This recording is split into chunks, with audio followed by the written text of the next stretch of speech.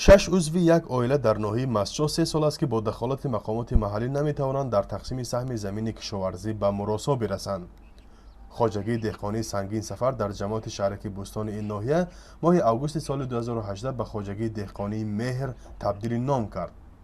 نارضایتی چند عضو این عائله زمان سر زد که مقامات هنگام تجدید حدود زمین 4 نفری آنها را به سهم گذاشت.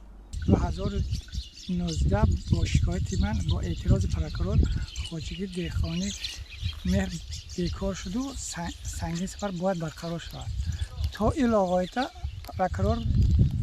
پرکرار اجرایشی نظارت نمی کند. بحث سری 5 هکتار و 10 ساتق زمین می رود که حالا در اختیار محمد رازق سنگینوف و همسرش حنیفه سنگینوف است. در اصل مساحت زمین های خواجگی دهقانی سنگین سفر پیشتر 22 هکتار بود، ولی با رفتن سهمداران دیگر به اعضای خانواده همین مقدار باقی مانده است.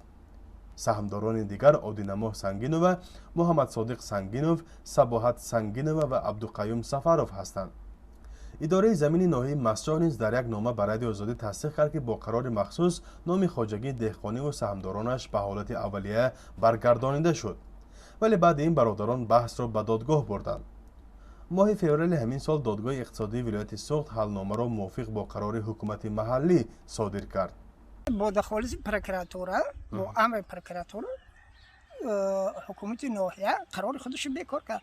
ما در اساس اکسپرتیز آقا تصدیق کردیم که در حقیقت امضای خودشان خوب گشته. خوب اینها دعوا کردن ولایت بیان تصدیقش کرد.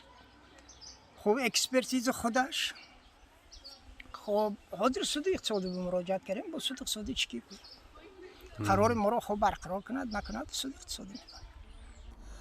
در همین حال در نامه رسمی اداره زمین ناحیه مسجد آمده است که در اساس سرکشی محمد رازق سنگینوف عاید برگردانیدن زمین به محمد صادق سنگینوف از طرف رئیس کمیسیون به دادستانی مکتوب پیشنهاد کرده شد، ولی با مراجعه به تکرار از دادستانی ناحیه مسجد راضی نشدند به این مسئله روشنی اندازند. با یک حجت دو کس به زمین کرده داری. ناحیه مسجد هممرز با ازبکستان یکی از منطقه‌های کشاورزی شمال کشور است که باشندگانش اساساً با زراعتکاری روزی می‌یابند. بحث تقسیم ناعادلانه زمین کشاورزی از جانب مقامداران در منطقه‌های تاجیکستان مسئله داغ است. بخصوص امسال با بسته ماندن مرزها و بیشتر راه آوردن ساکنان به دهقانی دوباره این موضوع دامن گشوده است. فرزان محمدی، رادیو آزادی، ناحیه مسجد.